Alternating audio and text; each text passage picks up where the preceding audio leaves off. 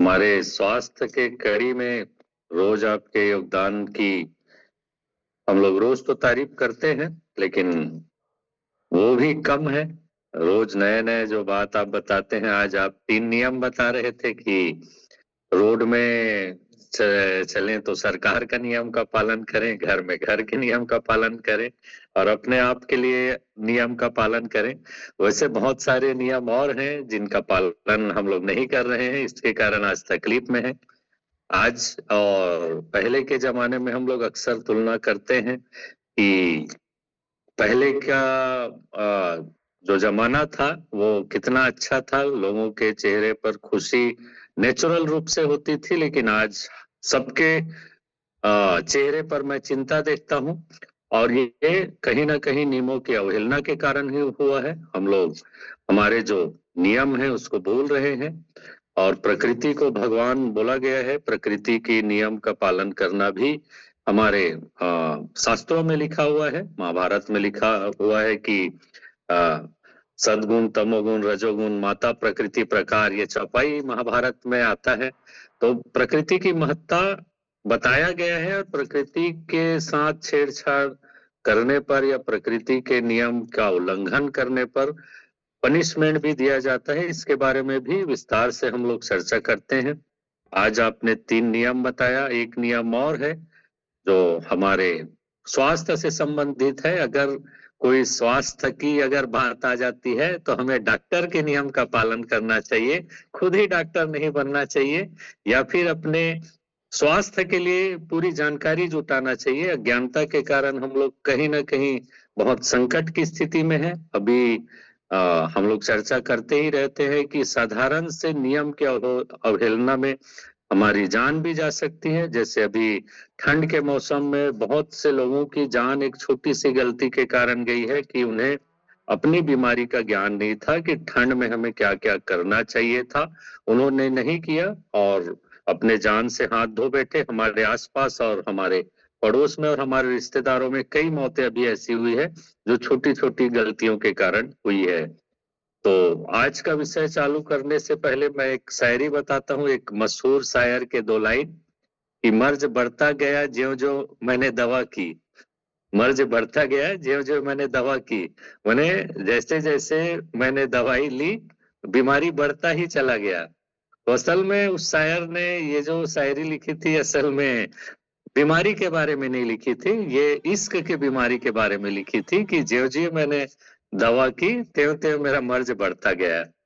तो ये जो जो मशहूर शायर है, जो मशहूर शायर मिर्जा गालिब जी हैं, उनकी 2 लाइनें मैंने बताई कि मर्ज बढ़ता गया ज्यों ज्यों मैंने दवा की। ये जो लाइनें हैं वो आजकल सटीक बैठती हैं उनके ऊपर जो एंटीबायोटिक्स का उपयोग बहुत ज्यादा कर रहे हैं। आप लोगों ने देखा होगा कि एंटीबायोटिक्स जब उपयोग की जाती है तो बहुत ज्यादा मात्रा में एंटीबायोटिक्स यूज किया जा रहा है आज के दौर में। और एंटीबायोटिक्स का ये गुण है कि जैसे जैसे हम लोग एंटीबायोटिक्स का उपयोग करते हैं तो हमारे शरीर में जो बैक्टीरिया या वायरस जो भी आक्रमण करते हैं वो उनके खिलाफ रेजिस्टेंस बना लेते हैं। तो पहले जो एंटीबायोटिक्स काम करती थी उसके बजाय ज्यादा एंटीबायोटिक्स लेने की आवश्यकता हम लोग को पड़ जाती है। असल में एंटीबायोटिक्स के बारे में ही आज मैं बताना चाहूंगा कि एंटीबायोटिक्स का अंधाधुंध उपयोग जो हो रहा है कितना माने घातक हो रहा है। अभी आईसीएमआर की एक रिपोर्ट आई है, मतलब Indian council of medical research की, कि हमारे देश में पिछले 10 साल में एंटीबायोटिक्स की जो उपयोगिता है वो 50% तक बढ़ गई है। मैंने आजकल हम लोग छोटी छोटी बीमारियों में एंटीबायोटिक्स ले रहे हैं। साधारण सर्दी में एंटीबायोटिक्स ले लेते हैं, साधारण बुखार में, या कोई भी साधारण जैसे ही हमको लगता है कि कोई हमको प्रॉब्लम है तो हम लोग तुरंत एंटीबायोटिक्स खा लेते हैं अपने आप से, जो कि एक बहुत ही घातक अज्ञानता है। असल में एंटीबायोटिक्स अगर हम लोग लगातार खाते रहते हैं तो वो जो बैक्टीरिया है वो उसके खिलाफ रेजिस्टेंस बना लेता है या प्रतिरोधकता बना लेता है या उसको डिकोड कर लेता है। जैसे कोई वायरस हमारे शरीर में घुसा या बैक्टीरिया घुसा, और लगातार मैं एंटीबायोटिक्स लेता रहा, तो वो बैक्टीरिया उस एंटीबायोटिक्स के केमिकल को समझ जाता है और प्रतिरोधकता उसमें आ जाती है। तो कई बार फिर आईसीयू में जो एडमिट रहता है मरीज, उसको भी मतलब एंटीबायोटिक्स असर नहीं करता। मैंने मान के चलिए कि ऐसे मरीजों को मतलब मल्टी ड्रग रेजिस्टेंस हो जाता है। जब कई बार आप लोगों ने देखा होगा कि एंटीबायोटिक्स का असर करता ही नहीं है, और ये उन लोगों में ज्यादा परेशानी आती है जो अंधाधुंध रूप से एंटीबायोटिक्स का उपयोग करते हैं। मैंने आजकल देखा है साधारण सर्दी में भी लोग स्वयं से भी एंटीबायोटिक्स ले लेते हैं, या डॉक्टर लोग भी माने एंटीबायोटिक्स दे रहे हैं, या फिर जो झोला छाप डॉक्टर हैं वो भी भर भर के एंटीबायोटिक्स साधारण से बीमारी में भी एंटीबायोटिक्स दे रहे हैं। तो मान के चलिए कि अगर साधारण बीमारी में आप अगर एंटीबायोटिक्स खाएंगे, तो जब आपको गंभीर बीमारी होगी तो वो एंटीबायोटिक्स काम ही नहीं करेगा, चाहे आप आईसीयू में रहें। तो फिर कितनी मुश्किल हो सकती है आप समझ सकते हैं। और इस भयावहता को भी हमारे जो यशस्वी प्रधानमंत्री हैं, 28 दिसंबर में को जो उनकी मन की बात थी उसको भी मैं सुन रहा था, उसमें भी उन्होंने ये बताया कि एंटीबायोटिक्स का उपयोग कितना घातक हो रहा है हमारे देश में। और उन्होंने अपने भाषण में बताया कि दवाओं के उपयोग के लिए माने गाइडेंस की जरूरत है, और एंटीबायोटिक्स के उपयोग के लिए डॉक्टर की जरूरत है। सोचिए कि अगर एक देश का प्रधानमंत्री एंटीबायोटिक्स के बारे में बोल रहा है, तो उसकी भयावहता का अंदाजा लगाया जा सकता है कि कितनी भयानक पोजीशन में हम लोग पहुंच चुके हैं। और हमारे प्रधानमंत्री मोदी की एक खासियत भी है कि वो गंभीर विषयों को, खासकर हमारे स्वास्थ्य से जुड़े विषयों को भी वो उजागर करने से नहीं चूकते हैं। अगर मामला अगर गंभीर है तो हमारे प्रधानमंत्री मोदी जरूर उसके बारे में बोलते हैं। पिछले मन की बात में उन्होंने मोटापा के बारे में चर्चा किया था, जिसकी बात हम लोग अक्सर करते हैं। और एंटीबायोटिक्स की चर्चा भी मैं हमेशा अक्सर करता हूँ। हमारे क्लब में जितने भी लोग आते हैं, मैंने एंटीबायोटिक्स खाने से मना किया है। साधारण बीमारी में अगर जरूरत हो तभी खाएं। मैंने कई लोग जो सर्दी में जो एंटीबायोटिक्स खाते हैं, वो लोग तो कम से कम हमारे क्लब वाले लोग नहीं खा रहे हैं सर्दी या साधारण बुखार में। तो एंटीबायोटिक्स के लगातार उपयोग से हमारा जो इम्यून सिस्टम है, या हमारा जो नेचुरल रोग प्रतिरोधक क्षमता है, उस पर बहुत बुरा असर पड़ता है।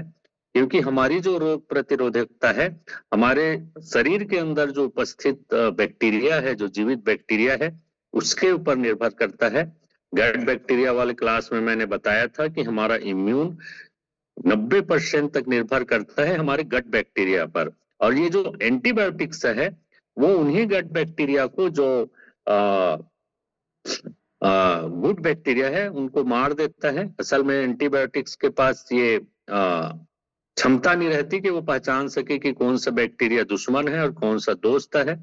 इसके बारे में मैं आगे बताऊंगा जब एंटीबायोटिक्स का क्या काम करता है उसके बारे में चर्चा करूंगा। तो सबसे पहले तो इम्यून सिस्टम एक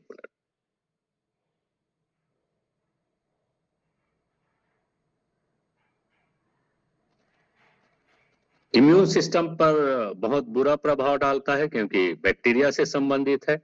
दूसरा, डॉक्टरों का ये कहना है कि ज्यादा अगर हम लोग एंटीबायोटिक्स का उपयोग करें तो हमारे लीवर और किडनी के ऊपर गंभीर नकारात्मक प्रभाव पड़ते हैं। माने मान के चलिए कि अगर हम लोग लगातार एंटीबायोटिक्स का उपयोग करें तो इरिवर्सिबल किडनी और लिवर में डैमेज हो सकता है।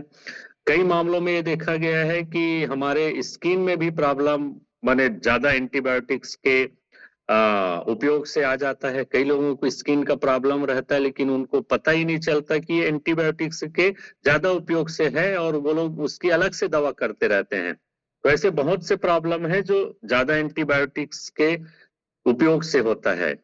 अब जानिए इसका मतलब क्या होता है, कि असल में एंटीबायोटिक्स होता क्या चीज है। असल में एंटीबायोटिक्स दो शब्दों से मिलकर बना है, एंटी जिसका मतलब होता है विरोध, और बायोटिक्स इसका मतलब होता है जीवाणु या सूक्ष्म जीवाणु। तो सूक्ष्म जीवाणुओं का विरोध माने ऐसे जीवाणु जो हमारे शरीर को नुकसान पहुंचाते हैं, उसको मारने का जो काम करता है उसको एंटीबायोटिक्स कहते हैं। साधारण सा इसका अर्थ है। और ये हमारे शरीर में जो दुश्मन जो बैक्टीरिया घुस जाते हैं उसके लिए उसको मारने का काम करता है। असल में विज्ञान के बारे में ये कहावत है कि एक इंग्लिश में कहावत है कि science blesses wisely, curses blindly. इसका मतलब ये है कि अगर हम लोग ज्ञान के साथ अगर विज्ञान का उपयोग करेंगे तो ये हमारे लिए वरदान है, और अज्ञानता के साथ अगर हम लोग विज्ञान का उपयोग करेंगे तो ये हमारे लिए अभिशाप भी बन सकता है। और एंटीबायोटिक्स भी इसी के तहत आता है कि अगर हम लोग ज्ञान के तहत अगर एंटीबायोटिक्स का उपयोग करें, अगर हमको जरूरत है तो अगर एंटीबायोटिक्स का उपयोग करें तो हमारे लिए वरदान है, और अगर हम लोग अज्ञानता से अगर इसका उपयोग करें तो ये हमारे लिए अभिशाप है। असल में मानव इतिहास के लंबे सफर में मेडिकल साइंस ने बहुत तरक्की की है, और उसी तरक्की के तहत ये एंटीबायोटिक्स का भी आविष्कार हुआ है। 20वीं सदी की जब शुरुआत हुई थी तब साधारण से इन्फेक्शन में, जैसे निमोनिया है या मलेरिया है या चेचक है या बहुत से साधारण जो इन्फेक्शन है, उसमें लोगों की बहुत संख्या में मौत हो रही थी, लाखों लोग मर रहे थे। तो उसी दौरान अलेक्जेंडर फ्लेमिंग नाम के एक वैज्ञानिक ने पेनिसिलिन नाम का एक दवाई का आविष्कार किया, जो विश्व का पहला एंटीबायोटिक माना जाता है।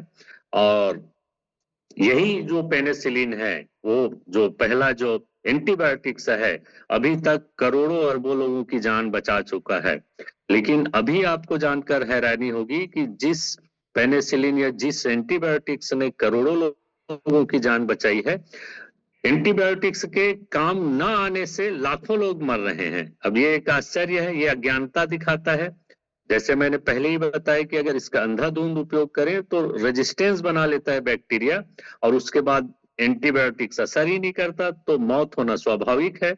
तो जिस एंटीबायोटिक्स ने अभी तक करोड़ों लोगों का जान बचाया है, वो अब इसके असर ना करने से लाखों लोग मर रहे हैं। और ये मैं नहीं कह रहा हूं, ये WHO का आंकड़ा है। 2019 में एंटीबायोटिक्स के असर न करने से 12,70,000 लोग मरे थे, जो 2021 में 47 लाख उनकी संख्या पहुंच चुकी है। और WHO का ये अनुमान है कि 2050 तक लगभग 1 करोड़ लोग एंटीबायोटिक्स के असर न करने से माने मौत के गाल में समा सकते हैं। तो आज से 97 साल पहले जिस दवा की खोज हमारी जान बचाने के लिए की थी, उससे हमने अपनी अज्ञानता से अपने जान लेने का साधन बना लिया है। और सबसे बुरी बात यह है, प्रधानमंत्री मोदी ने ICMR के रिपोर्ट को क्यों मैंने कोट किया, इसका एक भी कारण है कि हमारा देश एंटीबायोटिक्स के उपयोग करने में पूरे विश्व में दूसरा नंबर पे है। और कोई ताज्जुब नहीं होगा कि जैसे हम लोग हर बुरी चीज में सबको पछाड़ के नंबर 1 बनते जा रहे हैं। अभी चीन पहले नंबर पर है और हमारा देश दूसरे नंबर पर है, और बहुत पीछे नहीं है चीन से, क्योंकि आंकड़े ये बताते हैं कि 2021 में हमारे देश में 3 लाख लोगों ने जान गंवाई थी, जबकि चीन में 4 लाख लोगों ने जान गंवाई थी। अभी का अगर लेटेस्ट आंकड़ा आएगा तो हो सकता है हम आगे आ जाएं। तो भारत में एंटीबायोटिक्स के उपयोगिता दूसरे नंबर पर है। इसका भी एक बड़ा कारण है क्यों हमारे देश में इतना ज्यादा एंटीबायोटिक्स का उपयोग होता है। उसका पहला कारण तो ये है कि भारत में एंटीबायोटिक्स जो है डॉक्टर के बिना प्रिस्क्रिप्शन के मिल जाती है। तो बिना प्रिस्क्रिप्शन के मिल जाती है तो हम लोग तुरंत ठीक होने के चक्कर में मेडिकल में जाके